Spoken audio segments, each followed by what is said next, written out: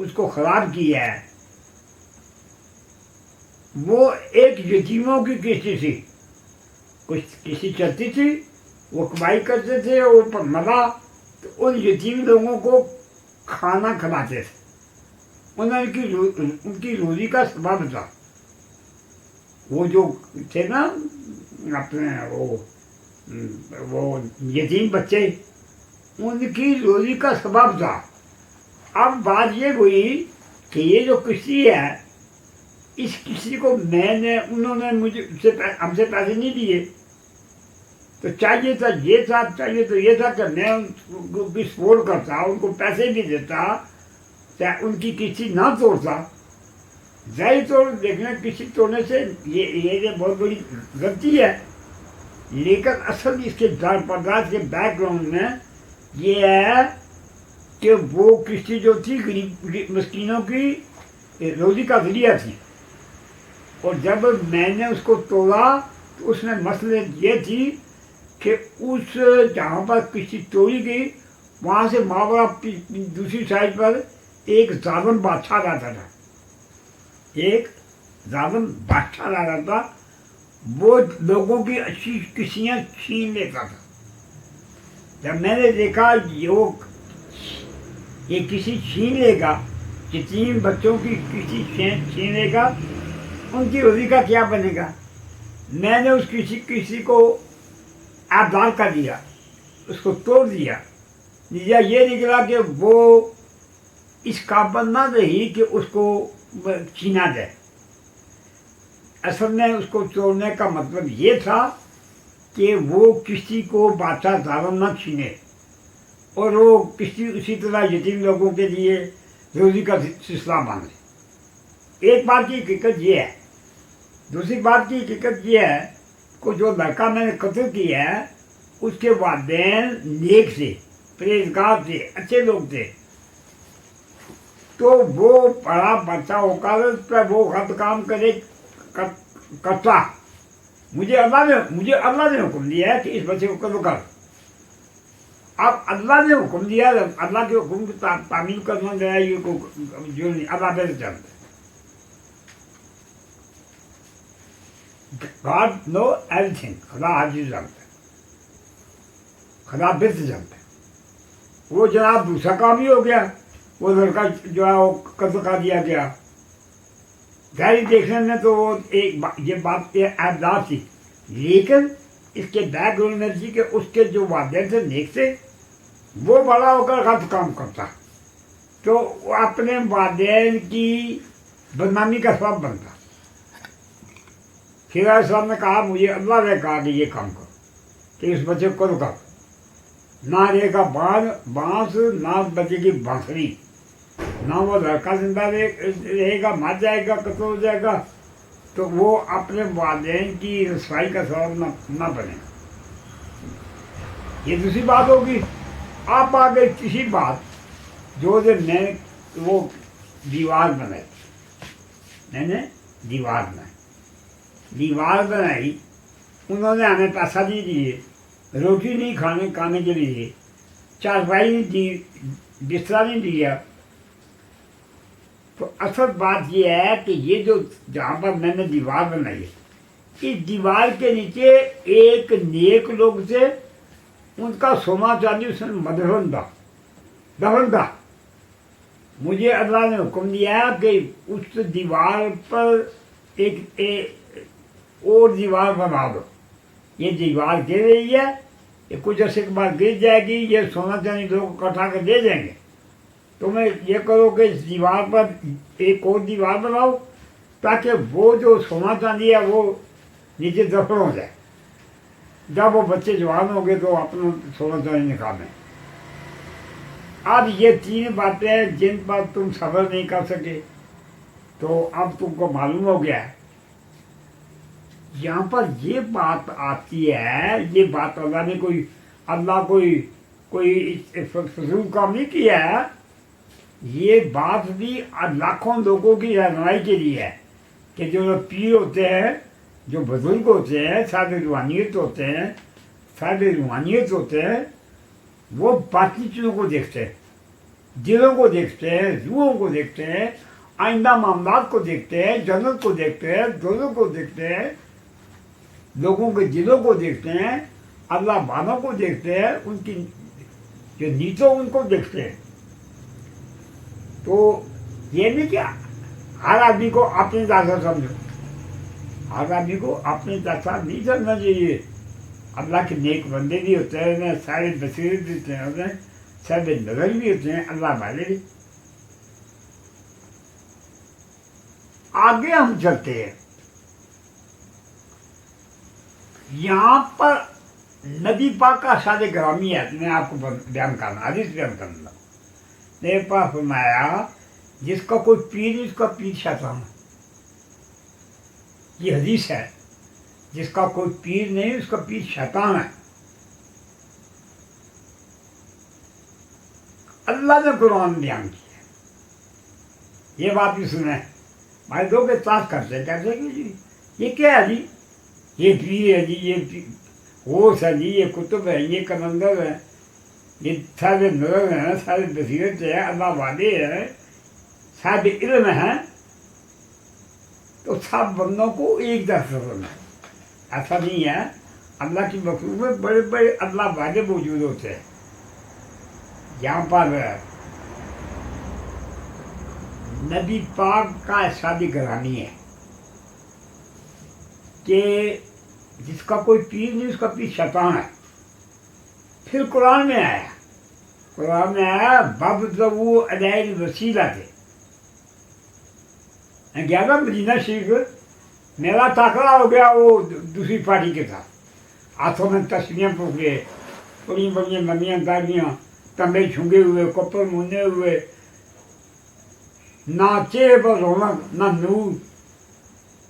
चेहरे पर नूर और रौनक उन लोगों के चेहरे पर आता है जो नबी पाक का इस्लाम करते हैं, जो नबी पाक का अदब करते हैं, जो बुजुर्गान ने इनका अदब करते हैं, अल्लाह के नेक बंदों का अदब करते हैं। ये बरकत के तौर पर मैं नबी पाक की हदीस बयान करता हूँ। नबी पाक फरमाया तो नज़र कुछ साधी, नबी पाक ने सारे बंदों की तारीफ फरमाई। क्या फरमाया? तो नजर जिक्र साधी, चार अल्लाह के नेक बंदे हों, 5 लाख की रेत नाजर होती हैं। इसका देखें, गौर करें, हदीस पर गौर करें तो रहमत नाजुल होती है। इनका जिक्र सादे अल्लाह के नेक बंदों के नज़दीक, इनका नज़दीक की अल्लाह के नेक बंदों के जिक्र के करीब अल्लाह की रहमत नाजुल होती है। अब ये देखें अल्लाह के बंदे का अल्लाह ने कितने, नबी पाक ने कितना तारीफ फरमाई।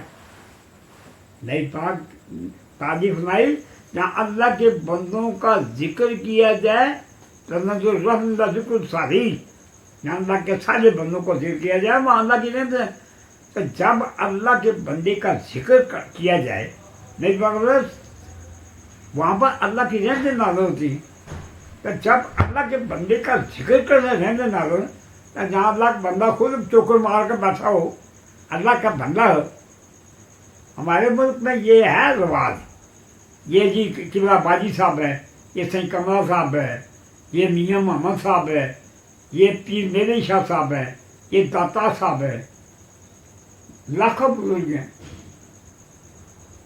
तो जहाँ अल्लाह के बंदे एक जगह बैठ जाते हैं, ने एक पढ़ा कलाम हाफिज़ शिराज़ी रहमतुल्लाह, हाफिज़ शिराज़ी रहमतुल्लाह, वो अपनी किताब जो है ना वो दीवान उनका,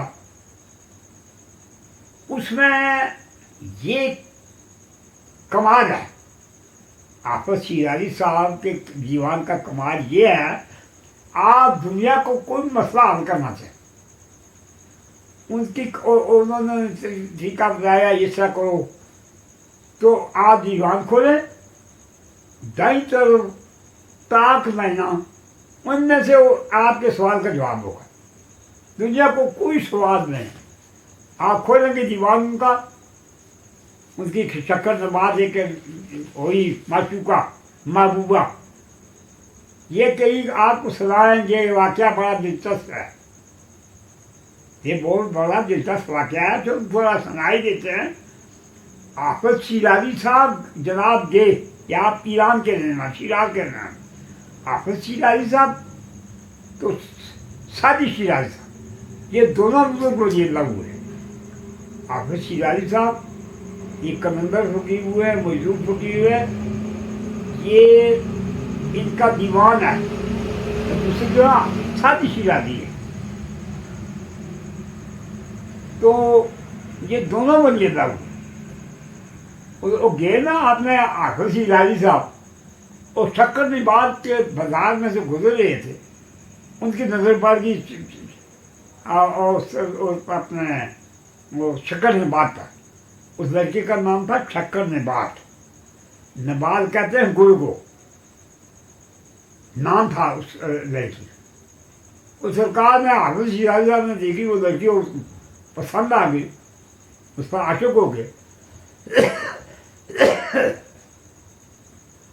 हाफिज शिराजी साहब ने जाकर पूछा उस वो जो लड़की थी शक्कर निबात, भाई तुम्हारी क्या फीस है रात की, कितने पैसे लेती हो? मैं इतने पैसे।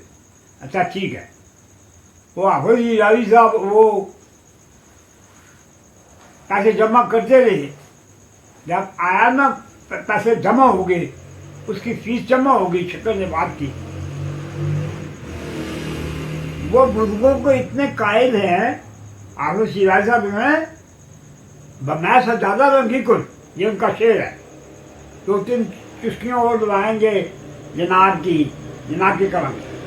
इनको कहते हैं लसानुल गैब। ये इनका कमाम जो है रूहानी कलाम है। एक दफा मैं और मेरा एक रिश्तेदार बैठे हुए हाफिज शिराजी साहब की कलाम पढ़ रहे थे, तो हम सुन रहे थे, हम हंस रहे थे। हमने वो दीवान खोला, हाफिज शिराजी साहब का दीवान खोला, तो शेर क्या निकला, और ये कश्मीरी, मैं कौन के रहता कश्मीरी हूँ। तो क्या शेर निकला, ये कश्मीरी आंखें मेरे शेर को पड़ती हैं, वो हंस रही, क्या के लगाकर हंस रही हैं। शेर निकला। वो फरमाते हैं बुजुर्गों को कि इतनी वो एहतराम करते हैं। कहते हैं मैं सजादा रंगीन क्यों गए पीरे मकाम को है कि सबक बेखबर नबवाद दे रहा हो रस्ते मंजर ना। अगर पीर कामत ये फरमाएं कि शराब से मसले को उतार करो, मसले को उतार करो शराब से, उस पर नमाज पढ़ो। हाफिज शिराजी फरमाते हैं अगर ये बुजुर्ग ये कहें तो ऐसा कर दो, ऐसा कर दो। एक दफा मैं अपने पीर साहब के पोता साहब उनके पास बैठा हुआ था। मेरा बेटा है, दो मेरे बेटे हैं, केंद्र है, एक डॉक्टर है, एक हकीम है। वो बैठे हुए तो वो कहने, मेरा बेटा कहने लगा, असलम नाम है उसका, वो इंजीनियर है, कम से कम 10 लाख रुपया ये महीने का कमाते मेरे दोनों बेटे। एक का नाम अब्बास है, एक का नाम असलम है। वो उनकी बात में बयान करने लगा हूँ। वो अपने जो थे ना असलम साहब, अब्बास साहब, वो पीर साहब के पास बैठे हुए थे। तो मैंने कहा पीर साहब को, पीर साहब के पोता साहब को, आप ये बताएं जी, मेरे असलम साहब के मेरे बेटे के दरमियान इख्तिलाफ है, आप फैसला करें। वो जो पीर साहब असद साहब है, वो बड़े खुशतबा अच्छा इखलाक जनाब रखते हैं। इमाम गजाली रहमतुल्लाह ने अपनी किताब कीमिया साबिर में लिखा है وہ کتاب جس کار نے لکھی ہے آجائے نم بھی لکھا ہے، وہ کتاب لکھی ہے جناب نے یہ طب روحانی و طب جسمانی، اس میں جناب نے دنیا بھی لکھی ہیں، علاج بھی لکھا ہے۔ چلو اور میں بات بیان کرنے لگا ہوں، میں نے پیر صاحب سے ذکر کیا اے جناب میرے اور میرے بیٹے کے درمیان اختلاف ہے، فرمانے کیا جناب اختلاف ہے؟ پیر صاحب فرمانے لگے اسد صاحب بہت با اختلاف بدل گیا، چاہیے ایسا حضرت امام غزالی صاحب فرماتے ہیں کہ جو ابدال ہوتا ہے ابدال یہ اچھے اخلاق کی وجہ سے ابدال بنتا ہے، زیادہ عبادت کرنے سے نہیں ابدال بنتا۔ ابدال کرتے اڑنے والا فقیر ایک ساتھ میں 500 میل دور جاتا ہے، کم کھانا، کم بولنا، کم سہنا، یہ 3 صفات ہیں ابدال کی، کم کھانا، کٹ کھانا، کم بولنا، زیادہ گفتگو نہ کرنی، کٹ بولنا، کم سونا، یہ 3 باتیں ابدال کی صاف 73 والی وجود ہوتے ہیں۔ ابدال 73 جگہ کا کام کرتے ہیں، 73 جگہ 73 وجود ہوتے ہیں روحانی طور پر۔ اور پھر ایک صرف یہ بھی ہوتی ہے کہ ابدال اپنی مرضی سے کوئی کام نہیں کر سکتا، اللہ کی ذات اس بندے ابدال کے اندر کاش فرما ہوتی ہے۔ میاں صاحب نے بھی یہ بات اس مصرے کو اس معنی کو کی وضاحت کی ہے۔ میاں صاحب کہتے ہیں میں جتھی ہاتھ دور بولو چاہے دل چلاوے چمک، جہاں پر جس طرح مجھے اللہ چلاتا ہے میں اس طرف چلتا ہوں، میری اپنی مرضی کوئی نہیں ہے۔ ہاں بات کر رہے تھے حافظ شیرازی صاحب بھی، حافظ شیرازی صاحب گئے نا جناب، وہ کہتے ہیں میں سجا